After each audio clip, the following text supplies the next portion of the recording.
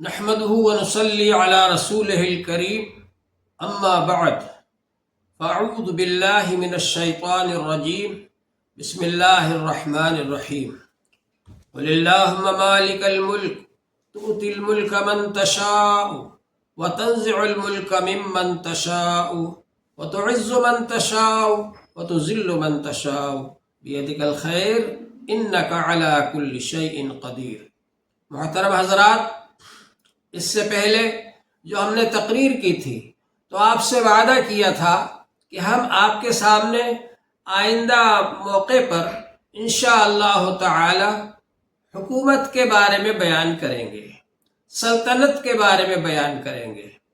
اللہ جل شانہ نے ہم کو یہ بتلایا ہے کہ ملک اللہ تعالی کا ہے، اللہ تعالی اس ملک کا مالک ہے، اور اللہ تبارک و تعالی جس کو چاہتا ہے ملک دیتا ہے اور جس سے چاہتا ہے ملک چھین لیتا ہے، اور اللہ تبارک و تعالی جس کو چاہتا ہے عزت دیتا ہے اور جس کو چاہتا ہے ذلت دیتا ہے۔ اللہ تعالی کے ہاتھ میں ملک ہے، وہ جس کو چاہتا ہے دیتا ہے اور جس سے چاہتا ہے چھین لیتا ہے، اور اللہ تبارک و تعالی کے ہاتھ میں عزت ہے، وہ جس کو چاہتا ہے عزت اور رفعت اور ترقی اور بلندی عطا فرماتا ہے، اور جس سے چاہتا ہے عزت اور عظمت کو چھین لیتا ہے اور اس کو ذلیل و خوار کر دیتا ہے۔ یہ اللہ تبارک و تعالی کے ہاتھ میں۔ اللہ تبارک و تعالی نے یہ جو بات فرمائی ہے اس پر ہم سب کو یقین رکھنا چاہیے۔ حضور پاک صلی اللہ علیہ وآلہ وسلم 13 سال تک مکہ شریف میں رہے، اور مکہ شریف میں کافروں کی حکومت تھی، ابو جہل کی حکومت تھی، اور ان لوگوں کی حکومت تھی جو لوگ کہ حضور پاک صلی اللہ علیہ وسلم کو اور مسلمانوں کو تکلیفیں پہنچاتے تھے، حضور پاک صلی اللہ علیہ وسلم کو اور مسلمانوں کو رسوا کرتے تھے، ذلیل کرتے تھے، پریشان کرتے تھے، تکلیفیں پہنچاتے تھے، مارتے تھے، اور انہوں نے پوری طاقت اس میں لگا دی کہ اسلام کو اور مسلمانوں کو مٹا دیا جائے، لیکن اللہ جل شانہ کو کچھ اور ہی منظور تھا۔ جب انہوں نے یہ اعلان کیا کہ حضور پاک صلی اللہ علیہ وآلہ وسلم کو ان کا سر قلم کر کے جو لائے گا اس کو 100 اونٹ انعام میں ملیں گے، اللہ جل شانہ نے اجازت دے دی حضور پاک صلی اللہ علیہ وآلہ وسلم کو کہ آپ ہجرت کر کے مدینہ شریف تشریف لے جائیں۔ چنانچہ حضور پاک صلی اللہ علیہ وسلم حضرت ابوبکر رضی اللہ تعالیٰ عنہ کے ساتھ مدینہ شریف کے لیے روانہ ہو گئے۔ ساتھ میں آپ کے ہیں یار غار حضرت ابوبکر رضی اللہ تعالیٰ عنہ، اور حضرت علی رضی اللہ عنہ اس گھر میں ہیں جہاں سے حضور صلی اللہ علیہ وآلہ وسلم روانہ ہو رہے ہیں۔ اس گھر کو چاروں طرف سے کافروں نے گھیر لیا، اور یہ چاہا کہ سب ایک دم مل کر کے حملہ کریں حضور پاک صلی اللہ علیہ وآلہ وسلم پر، تاکہ عرب کے لوگ سارے قبیلوں سے ایک ساتھ قصاص نہیں لے پائے، اس طرح سے ہم اس سلسلے کو ہی ختم کر دیں۔ لیکن اللہ جل شانہ کو یہ منظور تھا کہ اسی رات میں آپ وہاں سے نکلیں اور اسی رات میں ہجرت کے لیے روانہ ہو۔ تو آپ نے حضرت علی رضی اللہ عنہ سے فرمایا کہ علی تم میرے بستر پر سو جاؤ، اور صبح جب اٹھنا تو یہ جو لوگ میرے گھر کے آس پاس کھڑے ہوئے ان کی امانتیں میرے پاس رکھی ہوئی ہیں، ان کی امانتیں بانٹ کر واپس کر کے پھر تم مدینہ منورہ آنا۔ حضرت علی رضی اللہ تعالیٰ عنہ فرماتے ہیں کہ جب بھی میں سویا تو میں نے سوچا کہ پتہ نہیں صبح اٹھوں گا یا نہیں اٹھوں گا، ہو سکتا ہے کہ رات میں ہی اللہ تعالی کی طرف سے بلاوا آ جائے۔ لیکن جب حضور صلی اللہ علیہ وآلہ وسلم نے یہ ارشاد فرمایا کہ علی تم صبح امانتیں بانٹ کر کے آنا، تو مجھے یقین ہو گیا کہ صبح تک زندہ رہوں گا۔ لہذا اس رات میں جس طرح چین اور سکون کے ساتھ سویا، کسی اور رات میں اتنی چین اور سکون کے ساتھ نہیں سویا۔ ہم میں سے کوئی ہوتا تو کہتا کہ آپ تو جا رہے ہیں بچ کر کے، اور یہ جو کافر لوگ چاروں طرف سے گھر گھیرے کھڑے ہوئے ہیں تلواریں لے کر، ان کے بیچ میں آپ مجھے چھوڑ کر کے جا رہے ہیں۔ لیکن حضرت علی رضی اللہ عنہ کی جانثاری دیکھیے کہ حضور پاک صلی اللہ علیہ وآلہ وسلم کے بستر پر انہوں نے آرام فرمایا، اور صبح جب ہو گئی اور آپ نکلے تو وہ لوگ سب حواس باختہ ہو گئے کہ ارے ہم جس کی تلاش میں تھے وہ تو ہے ہی نہیں، یہ تو علی رضی اللہ تعالیٰ عنہ ہے۔ بہرحال حضور پاک صلی اللہ علیہ وآلہ وسلم مدینہ منورہ تشریف لے آئے۔ مدینہ منورہ آنے کے بعد آپ نے وہاں کے لوگوں سے ایک معاہدہ فرمایا جس کو میثاق مدینہ کہا جاتا ہے۔ حضور پاک صلی اللہ علیہ وآلہ وسلم نے یہ معاہدہ فرمایا کہ ہم سب لوگ مل جل کر کے رہیں گے، آپس میں ایک دوسرے کے ساتھ میں اتفاق اور اتحاد کے ساتھ میں رہیں گے، اور جس کا جو مذہب ہے وہ اس پر عمل کرے گا، کیونکہ مدینہ شریف کے اندر یہودی لوگ کثیر تعداد میں آباد تھے، تو ان کو بھی آپ نے اس معاہدے کے اندر شامل فرمایا، اور جو آس پاس نصارہ تھے ان کو بھی شامل فرمایا، اور مدینہ کے جو باشندے تھے اوس اور خزرج، ان میں خزرج زیادہ طاقتور تھے اور اوس بھی تھے، یہ دونوں قبیلے عرب کے، ان دونوں کو بھی آپ نے شامل فرمایا، اور سب نے متفقہ طور پر یہ معاہدہ کیا کہ ہم سب مل جل کر کے رہیں گے، اور مدینے پر اگر کوئی حملہ کرے گا ہم سب مل کر اس کا مقابلہ کریں گے۔ چنانچہ یہ معاہدہ طے پا گیا۔ حضور پاک صلی اللہ علیہ وآلہ وسلم نے یہ جو معاہدہ تحریری طور پر مرتب فرمایا، اور اس کے اندر جو دفعات ترتیب وار آپ نے مرتب فرمائی، یہ پہلا جمہوری حکومت کا ایک دستور ہے۔ اس سے پہلے جمہوری حکومتیں نہیں تھیں، اور اس سے پہلے کوئی قانون اور دستور بنانے کا رواج نہیں تھا۔ یہ پہلا دستور ہے، پہلا قانون ہے جو کہ حضور پاک صلی اللہ علیہ وآلہ وسلم نے مرتب فرمایا۔ اسلام یہ کہتا ہے کہ اللہ تعالی ملک کا مالک ہے، اور ملک کے اندر جو قانون چلے گا وہ اللہ تبارک و تعالی کا چلے گا، اور اس کی روشنی میں دستور مرتب کیا گیا، اور یہ معاہدہ کیا گیا، اور یہ طے پایا کہ بھئی ہم لوگ قرآن پاک کے مطابق عمل کریں گے۔ تم کو عمل کرنا ہے، تمہارے پاس تورات ہے، تم اس کے مطابق عمل کرو، انجیل والے انجیل کے مطابق عمل کریں گے، جس کو جس طریقے پر عمل کرنا ہے، سب کو مذہبی آزادی رہے گی، لیکن سیاسی اعتبار سے سب ایک رشتے میں بندھ گئے، اور وہ یہ کہ اگر مدینہ شریف کے اوپر کوئی حملہ کرے گا تو ہم سب مل کر اس کا مقابلہ کریں گے۔ اس طرح سے ریاست مدینہ کی بنیاد پڑی، اور یہ دستور مرتب ہوا، اور اس کے بعد حضور پاک صلی اللہ علیہ وآلہ وسلم وہاں کے سربراہ مقرر ہوئے، اور ریاست کے ذمہ دار مقرر ہوئے، اور یہ ریاست جو مدینہ کے ایک چھوٹے سے گوشے کے اندر قائم ہوئی تھی، اللہ جل شانہ نے اس کو ایسا قبول اور مقبول فرمایا کہ تھوڑے ہی عرصے کے اندر یہ ریاست وسیع ہو گئی، کشادہ ہو گئی، اور اس کا دائرہ وسیع ہوتا رہا، اور نجران کے عیسائی بھی اس میں شامل ہو گئے۔ حضور پاک صلی اللہ علیہ وآلہ وسلم خود بھی تشریف لے گئے ان جگہوں پر، اور وہاں کے رہنے والوں کو اس معاہدے میں شامل فرمایا۔ اس طرح سے یہ ریاست وسیع ہوتی چلی گئی، اور اس کا دائرہ وسیع ہوتا چلا گیا۔ پھر جو ممالک فتح یاب ہوئے، یا جہاں کے گورنروں نے اسلام قبول کر لیا،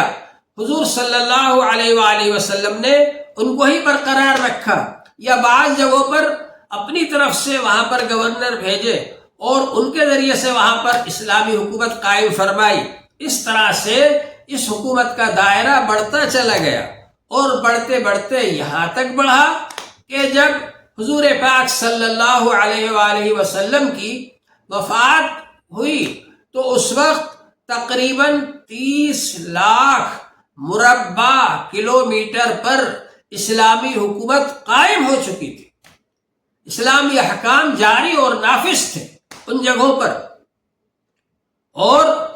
حضور پاک صلی اللہ علیہ وآلہ وسلم نے صرف 23 سال کے عرصے میں صحابہ اکرام کی جو اخلاقی تربیت فرمائی، جو ان کے اعمال پاکیزہ بنائے، جو ان کے دل کے اندر پاکیزگی پیدا فرمائی، اس کا یہ نتیجہ ہوا کہ حضور پاک صلی اللہ علیہ وآلہ وسلم کی زندگی میں ہی 1,40,000 صحابہ اکرام پاکیزہ نفوس والے، پاکیزہ دل والے وہاں پر موجود تھے، اور وہ ایسے لوگ تھے کہ آسمان نے اس سے پہلے اتنے پاکیزہ لوگ نہیں دیکھے، زمین نے اس سے پہلے اتنے پاکیزہ لوگ نہیں دیکھے، اور جہاں بھی وہ گئے اسلام قبول کر لیتے تھے، ان کے اخلاق دیکھ کر، ان کے اعمال دیکھ کر، ان کے معاملات دیکھ کر، ان کی معاشرت دیکھ کر لوگ مسلمان ہو جایا کرتے تھے۔ تو بہرحال حضور پاک صلی اللہ علیہ وآلہ وسلم نے تعلیم و تربیت دے کر، اصلاح کر کے ایک بڑی جماعت تیار فرمائی آپ نے، اور ان حضرات نے حضور صلی اللہ علیہ وآلہ وسلم کی ہدایت کی روشنی میں اس پر عمل کیا، قانون پر، جو قانون اللہ جل شانہ نے بھیجا تھا، اور دوسروں کو بھی اس بات پر آمادہ کیا کہ وہ اس قانون کے مطابق عمل کریں۔ تو اللہ تبارک و تعالی نے ہم کو یہ حکم فرمایا کہ ہم اگر ایسی جگہ پر ہیں جہاں کہ ہم اسلامی حکومت قائم کر سکتے ہیں، تو ملک اللہ تعالیٰ کا ہے، قانون اللہ تعالیٰ کا ہے جو قرآن پاک ہے، جو دیا گیا ہے، اور اس کا نمونہ حضور پاک صلی اللہ علیہ وآلہ وسلم ہے، جنہوں نے اس کے مطابق عمل کر کے بتلایا ہے کہ نہ صرف انفرادی زندگی میں، نہ صرف خانگی زندگی میں، معاشرت میں، معاملات میں، اور ہر چیز میں آپ وہ کام کریں جو اللہ چاہتا ہے، آپ وہ کام کریں جو رسول پاک صلی اللہ علیہ وآلہ وسلم کا طریقہ ہے۔ تو رسول پاک صلی اللہ علیہ وآلہ وسلم کی زندگی میں اس کا نمونہ موجود ہے۔ اسی طرح اگر آپ کو حکومت مل جائے اور حکومت کے قانون کے مطابق، اسلامی قانون کے مطابق آپ حکومت کرنا چاہیں، تو کس طرح سے حکومت کریں، کس طرح عدل و انصاف کریں، کس طرح سے آپ لوگوں کے ساتھ معاملہ کریں اور برتاؤ کریں، یہ بھی آپ کو حضور پاک صلی اللہ علیہ وآلہ وسلم کی سیرت سے ملے گا۔ تو یہ 10 سال کے عرصے میں حضور پاک صلی اللہ علیہ وآلہ وسلم نے مدینہ منورہ کے اندر یہ ریاست قائم فرمائی، جس کے سربراہ آپ تھے، جس کے جج آپ تھے، جس کے حاکم آپ تھے، امیر آپ تھے، اور آپ جو حکم فرماتے تھے صحابہ کرام بصر و چشم اس کو منظور فرماتے تھے اور اس کے مطابق عمل کرتے تھے۔ یہ سلسلہ اسی طرح سے جاری رہا۔ اللہ جل شانہ نے ارشاد فرمایا، وعد اللہ الذین آمنوا منکم وعملوا الصالحات لیستخلفنہم فی الارض۔ اللہ تبارک و تعالی نے ایمان والوں سے اور نیک عمل کرنے والوں سے وعدہ کیا ہے کہ ان کو زمین میں خلیفہ بنائے گا، اور اللہ تبارک و تعالی نے فرمایا، جعلکم خلائف الارض، اللہ تعالی نے تم کو زمین کا خلیفہ بنایا، ورفع بعضکم فوق بعض، اور تم میں سے بعض کو بعض پر فضیلت عطا فرمائی، بلند درجہ کر دیا۔ تو اللہ جل شانہ نے حضور پاک صلی اللہ علیہ وآلہ وسلم کو اور آپ کے بعد صحابہ کرام کو زمین کے اندر خلافت عطا فرمائی، اور اللہ تعالی نے فرمایا ہے، ان مکناہم فی الارض اقاموا الصلاة وآتوا الزکاة وامروا بالمعروف ونہوا عن المنکر۔ ان لوگوں کا یہ حال ہے کہ اگر ہم ان کو زمین میں حکومت دے دیں تو یہ نماز قائم کریں گے، زکوٰۃ کا نظام جاری کریں گے، اور بھلائی کا حکم دیں گے اور برائی سے روکیں گے۔ گویا کہ یہ مقاصد ہوتے ہیں اسلامی حکومت کے۔ صحابہ کرام نے بھی وہی کیا، حضور پاک صلی اللہ علیہ وآلہ وسلم نے بھی وہی کیا، نماز قائم فرمائی، زکوٰۃ کا نظام جاری فرمایا، بھلائی کا حکم دیا، برائی سے منع کیا، اور یہی کام آپ کے خلفاء کرام نے بھی کیا۔ حضور پاک صلی اللہ علیہ وآلہ وسلم نے انتقال کے وقت کسی کو مقرر نہیں فرمایا خلیفہ، لیکن حضرت ابوبکر رضی اللہ عنہ کو نماز پڑھانے کے لیے امام مقرر فرمایا۔ جب آپ کمزور ہو گئے، مرض الوفات میں تھے، اس وقت آپ مسجد میں بھی آنا مشکل ہو رہا تھا آپ کے لیے، تو آپ نے فرمایا ابوبکر کو حکم دو کہ وہ نماز پڑھائے۔ تو حضرت عائشہ رضی اللہ عنہ نے کہا کہ اللہ کے رسول، کسی اور سے کہہ دیجئے کہ وہ نماز پڑھائے۔ ان کو یہ خیال ہوا ایسا نہ ہو کہ حضور صلی اللہ علیہ وآلہ وسلم کی جگہ پر ابوبکر کھڑے ہوں تو لوگ یہ نحوست نہ مان لیں، کہ بدفعلی نہ لے لیں کہ دیکھو انہوں نے نماز پڑھائی تو ایسا ہو گیا۔ اس وجہ سے حضرت عائشہ رضی اللہ عنہ نے اس بات کو دل میں چھپا کر اس کے بجائے یہ کہا کہ ابوبکر نرم دل کے آدمی ہیں، آپ ان کے بجائے عمر کو حکم دیجئے کہ وہ نماز پڑھائے۔ تو حضور پاک صلی اللہ علیہ وآلہ وسلم نے فرمایا نہیں، ابوبکر کو حکم دو کہ وہ نماز پڑھائے۔ چنانچہ ابوبکر رضی اللہ تعالیٰ عنہ نے نماز پڑھائی حضور پاک صلی اللہ علیہ وآلہ وسلم کی وفات سے پہلے، اور جب ابو بکر رضی اللہ تعالیٰ عنہ کو امیر منتخب کیا گیا تو صحابہ کرام نے یہی کہا کہ نبی صلی اللہ علیہ وآلہ وسلم نے ہمارے دین کے کام کے لیے آپ کو امام بنایا، تو ہم دنیا میں کام کے لیے بھی، حکومت کے کام کے لیے بھی آپ کو امیر بناتے ہیں۔ تو بہرحال حضرت ابوبکر رضی اللہ تعالیٰ عنہ کو صاف طور پر تو حضور صلی اللہ علیہ وسلم نے نامزد نہیں کیا، مقرر نہیں کیا کہ میرے بعد یہ بادشاہ رہیں گے، امیر رہیں گے، لیکن آپ نے ان کو امامت کے لیے منتخب فرمایا۔ تو بہرحال حضور پاک صلی اللہ علیہ وآلہ وسلم کی وفات کے بعد جب سقیفہ بنی ساعدہ میں یہ مشورہ ہوا کہ کون امیر بنے، تو اس موقع پر حضرت ابوبکر رضی اللہ عنہ کی خدمات اور ان کی جو قربانیاں ہیں، اور انہوں نے حضور پاک صلی اللہ علیہ وآلہ وسلم کی جو خدمات کی اور ایمان اور اسلام کی جو خدمات کی، تو ان کے پیش نظر صحابہ کرام نے رائے دی کہ حضرت ابوبکر رضی اللہ عنہ کو امیر بنا دیا جائے، اور اسی پر فیصلہ ہو گیا۔ لیکن ابوبکر رضی اللہ تعالیٰ عنہ اس کے لیے تیار نہیں تھے، بلکہ انہوں نے 3 دن تک یہ اعلان کرایا مدینہ شریف کے اندر کہ اگر کوئی شخص میری بیعت نہیں کرنا چاہتا، یہ بیعت کر چکا ہے، اس سے آزاد ہونا چاہتا ہے تو وہ آزاد ہے، تم سب آزاد ہو، جس کو چاہو امیر بنا لو میرے علاوہ۔ لیکن سب نے یہی فیصلہ کیا کہ نہیں، ابوبکر رضی اللہ تعالیٰ عنہ ہی امیر رہیں گے۔ تو اس طرح سے حضور پاک صلی اللہ علیہ وآلہ وسلم کے بعد ابوبکر صدیق رضی اللہ تعالیٰ عنہ امیر المومنین منتخب ہوئے، اور حضرت ابوبکر رضی اللہ تعالیٰ عنہ نے خطبہ دیا اس وقت جب کہ صحابہ اکرام پریشان حال تھے، اور حضور صلی اللہ علیہ وسلم کی وفات کے غم کا پہاڑ صحابہ اکرام پر ایسا گرا کہ صحابہ اکرام پریشان حال تھے اور حواس باختہ تھے۔ بعض کا تو یہ حال تھا کہ پاس سے اگر گزر رہے ہیں گزرنے والے اور سلام کر رہے ہیں تو ان کو سلام کا پتہ نہیں ہے کہ کسی نے سلام بھی کیا کہ نہیں کیا۔ حضرت عثمان رضی اللہ عنہ کے پاس حضرت عمر رضی اللہ عنہ گزرے اور سلام کیا، تو حضرت عثمان رضی اللہ عنہ کو پتہ نہیں چلا۔ انہوں نے جا کر ابوبکر رضی اللہ عنہ سے شکایت کی کہ میں نے عثمان رضی اللہ عنہ کو سلام کیا، انہوں نے جواب نہیں دیا۔ حضرت ابوبکر رضی اللہ عنہ اور حضرت عثمان رضی اللہ عنہ دونوں آئے، حضرت ابوبکر رضی اللہ عنہ اور حضرت عمر رضی اللہ عنہ دونوں آئے حضرت عثمان رضی اللہ عنہ کے پاس، اور آ کر کے کہا کہ یہ حضرت عمر آپ کے پاس سے گزرے، آپ کو سلام کیا، آپ نے جواب نہیں دیا۔ تو حضرت عثمان رضی اللہ عنہ نے کہا کہ بھائی ایسا تو ہوا نہیں، مجھے تو پتہ ہی نہیں یہ کب آئے اور کب سلام کیا۔ تو حضرت ابوبکر رضی اللہ عنہ نے کہا کہ ہاں یہ بات صحیح ہے، یہ ایک غم میں تھے۔ حضرت عثمان رضی اللہ عنہ نے کہا حضور صلی اللہ علیہ وسلم کی وفات ہو گئی اور میں نہیں سمجھ پایا، نہیں پوچھ سکا کہ نجات کس کلمے کے ذریعے سے ہوگی۔ تو ابوبکر رضی اللہ عنہ نے کہا میں نے پوچھ لیا ہے حضور صلی اللہ علیہ وآلہ وسلم سے کہ نجات کس طرح سے ہوگی، تو حضور صلی اللہ علیہ وآلہ وسلم نے فرمایا کہ نجات اسی کلمے کے ذریعے سے ہوگی، کلمہ توحید کے ذریعے سے، کلمہ طیبہ کے ذریعے سے، کلمہ ایمان کے ذریعے سے، کہ اللہ کے ایک ہونے کی گواہی اور رسول پاک صلی اللہ علیہ وسلم کے رسول ہونے کی گواہی جو دے گا وہ جہنم سے بچ جائے گا اور نجات پا جائے گا۔ تو بہرحال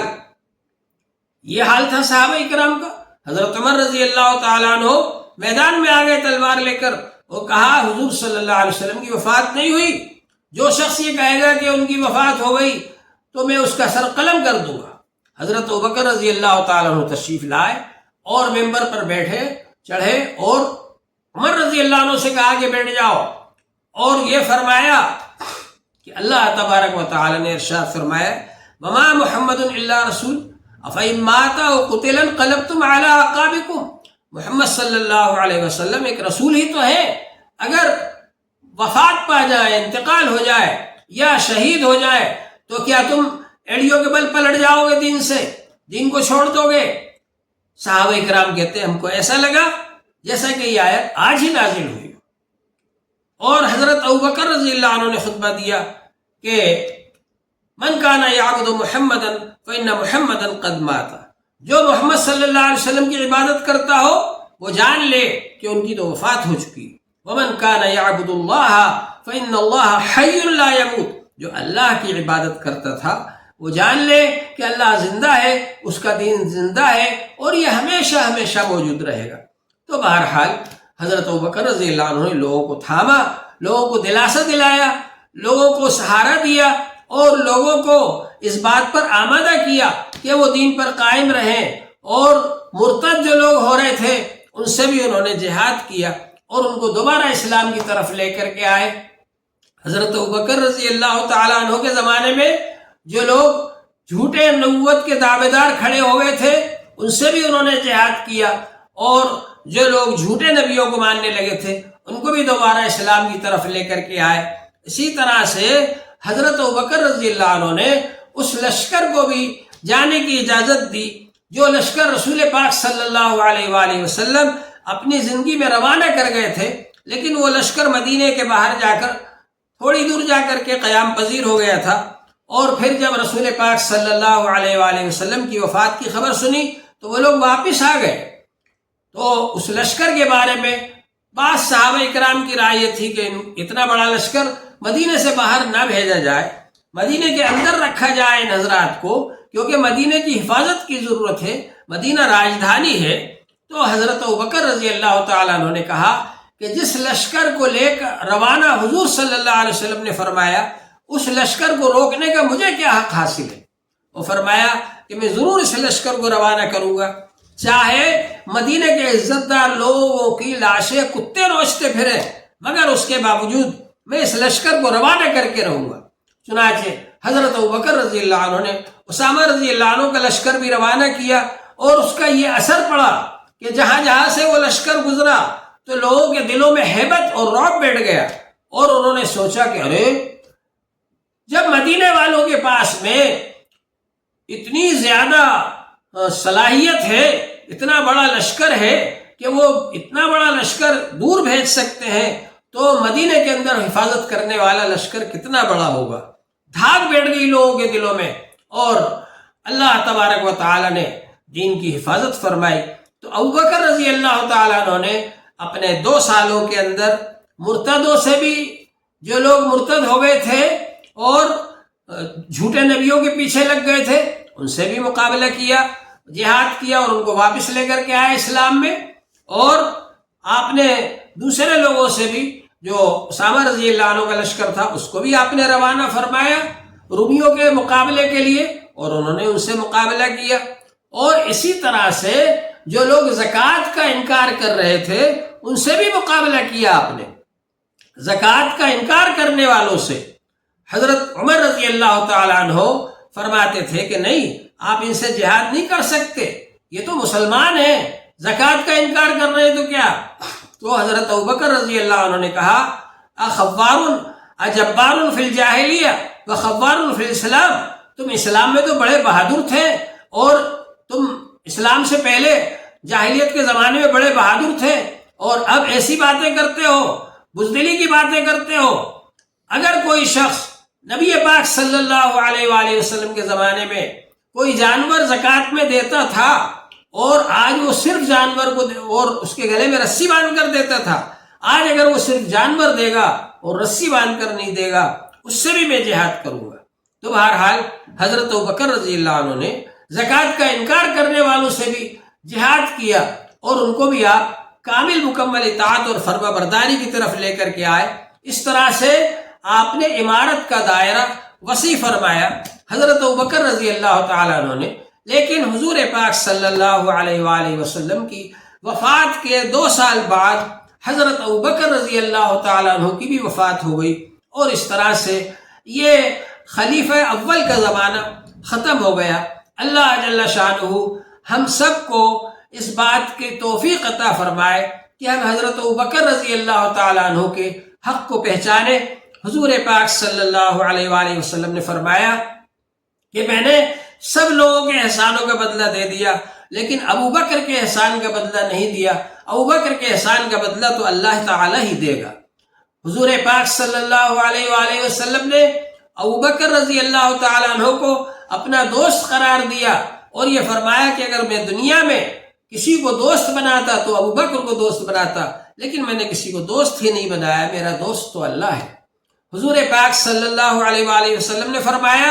کہ مسجد کے صحن کی طرف جتنے لوگوں کی جھوپڑیوں کے راستے کھل رہے ہیں وہ سب بند کر دیے جائیں، سوائے ابو بکر کے کہ ان کے گھر کا راستہ مسجد کے صحن کی طرف کھلا رہ سکتا ہے۔ حضور پاک صلی اللہ علیہ وآلہ وسلم نے ابو بکر رضی اللہ تعالیٰ عنہ کو غار کے اندر بھی اپنے ساتھ میں رکھا، اور غار سور کے اندر ابو بکر رضی اللہ عنہ پہلے داخل ہوئے اور انہوں نے وہاں صفائی کی اور کپڑا پھاڑ پھاڑ کر سوراخوں کے اندر لگایا، بلوں کے اندر لگایا، اور ایک سوراخ باقی رہ گیا تو اس سوراخ کے اندر انہوں نے اپنا انگوٹھا لگا دیا پاؤں کا، اور حضور پاک صلی اللہ علیہ وآلہ وسلم کو بلا لیا کہ آپ آ جائیے غار کے اندر۔ اس غار کے اندر گئے، اور جب اس غار میں گئے تو حضور پاک صلی اللہ علیہ وسلم تھکے ہوئے تھے۔ آپ نے حضرت ابوبکر کی ران مبارک پر اپنا سر مبارک رکھا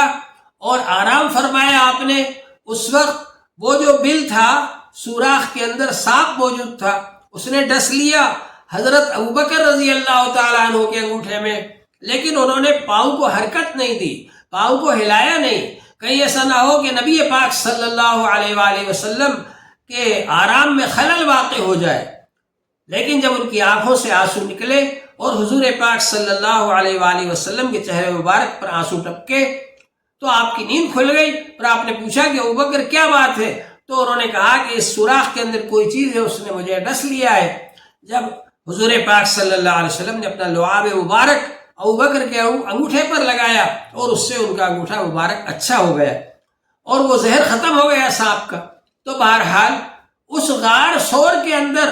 ابوبکر رضی اللہ تعالیٰ عنہ حضور پاک صلی اللہ علیہ وسلم کے ساتھ میں 3 روز تک رہے، کافروں سے بچ کر کے وہاں چھپے رہے، اور پھر 3 روز کے بعد حضور پاک صلی اللہ علیہ وآلہ وسلم کو لے کر کے مدینہ شریف کے لیے روانہ ہوئے اور مدینہ شریف لے آئے حضرت ابوبکر رضی اللہ تعالیٰ عنہ حضور پاک صلی اللہ علیہ وآلہ وسلم کو۔ لہٰذا اللہ جل شانہ کو یہ واقعہ اور ابوبکر رضی اللہ عنہ کی قربانی اتنی پسند آئی کہ جب تلاش کرتے کرتے دشمن لوگ اس غار کے منہ پر پہنچ گئے تو ابوبکر رضی اللہ عنہ گھبرا رہے کہ کہیں ایسا نہ ہو کہ یہ لوگ قدموں کے نیچے جھانک لیں غار کے منہ میں سے تو ہم لوگ نظر نہ آ جائیں اور یہ لوگ آ کر حضور صلی اللہ علیہ وآلہ وسلم کو تکلیف نہ پہنچائیں۔ تو اس موقع پر رسول پاک صلی اللہ علیہ وآلہ وسلم نے تسلی دیتے ہوئے فرمایا، لا تحزن ان اللہ معنا، رنج نہ کرو، ہمارے ساتھ اللہ ہے، ہمارا مددگار اللہ ہے، یہ لوگ ہم کو تکلیف نہیں پہنچا سکیں گے۔ حضور پاک صلی اللہ علیہ وآلہ وسلم نے یہ تسلی دی، اذ یقول لصاحبہ لا تحزن ان اللہ معنا، اللہ تبارک و تعالی ہمارے ساتھ ہے، ہمارا مددگار ہے، رنج اور غم نہ کرو، اللہ ہمارے ساتھ ہے۔ یہ بات رسول پاک صلی اللہ علیہ وآلہ وسلم نے فرمائی۔ اذ یقول لصاحبہ، وہ اپنے صاحب سے، اپنے صحابی سے یہ کہہ رہے تھے، اپنے ساتھی سے۔ تو ابوبکر رضی اللہ عنہ کے بارے میں قرآن پاک میں یہ آیت موجود ہے۔ تو بہرحال اللہ جل شانہ نے ابوبکر رضی اللہ عنہ کو یہ مقام اور مرتبہ عطا فرمایا۔ اس لیے سارے علماء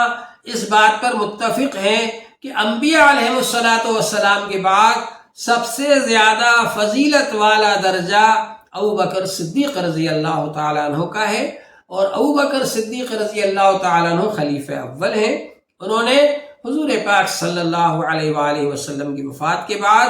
نظام حکومت کا سنبھالا اور حکومت کے نظام کو آگے بڑھایا، اور اللہ تعالیٰ نے ان کے ذریعے سے اس نظام کو اور آگے تک چلایا۔ اور اس بات کے حضور صلی اللہ علیہ وسلم کی طرف سے بھی اشارے موجود ہیں۔ ایک موقع پر احد پہاڑ پر حضور صلی اللہ علیہ وآلہ وسلم تشریف فرما تھے، ابوبکر رضی اللہ عنہ تشریف فرما تھے، عمر رضی اللہ تعالیٰ عنہ تشریف فرما تھے، علی رضی اللہ، حضرت عثمان رضی اللہ عنہ تشریف فرما تھے۔ تو پہاڑ ہلنے لگا تو حضور پاک صلی اللہ علیہ وسلم نے فرمایا کہ رک جا پہاڑ، تیرے اوپر نبی ہیں، صدیق ہیں اور شہید ہیں۔ تو معلوم یہ ہوا کہ حضور صلی اللہ علیہ وسلم کے ساتھ رہتے تھے یہ حضرات۔ ایک صاحب نے آ کر کے پوچھا کہ اگر میں اب آئندہ آؤں اور اگر آپ نہ ملیں تو کس سے آ کر کے مسئلہ پوچھوں، کس سے اپنا مسئلہ حل کراؤں؟ تو کہا کہ ابوبکر سے۔ کہا اگر وہ بھی نہ ملے تو کہا عمر سے۔ کہا اگر وہ بھی نہ ملے تو کہا عثمان سے۔ تو معلوم یہ ہوا کہ رسول پاک صلی اللہ علیہ وآلہ وسلم اشارے تو کر چکے تھے، لیکن وضاحت کے ساتھ آپ نے کسی کے بارے میں نہیں فرمایا تھا کہ میرے بعد کون ہوں گے، ان کے بعد کون ہوں گے، ان کے بعد کون ہوں گے، لیکن نظام قائم رکھنے کے لیے، نظام کو آگے بڑھانے کے لیے آپ نے یہ اشارے فرمائے تھے۔ تو اللہ جل شانہ ہم سب کو خلافت راشدہ کی قدر کرنے کی توفیق عطا فرمائے۔ اللہ تبارک و تعالی نے یہ خلافت حضور صلی اللہ علیہ وآلہ وسلم کے بعد میں باقی رکھی اور جاری رکھی، اور حضرت ابوبکر رضی اللہ تعالیٰ عنہ نے 2 سال پورے کر لیے اور اس کے بعد وہ اس جہاں سے رخصت ہو گئے۔ اللہ جل شانہ ان کے درجات کو بلند فرمائے اور ہم کو ان کے طریقے کے مطابق، حضور صلی اللہ علیہ وآلہ وسلم کے طریقے کے مطابق عمل کرنے کی توفیق عطا فرمائے۔ وآخر دعوانا ان الحمد للہ رب العالمین۔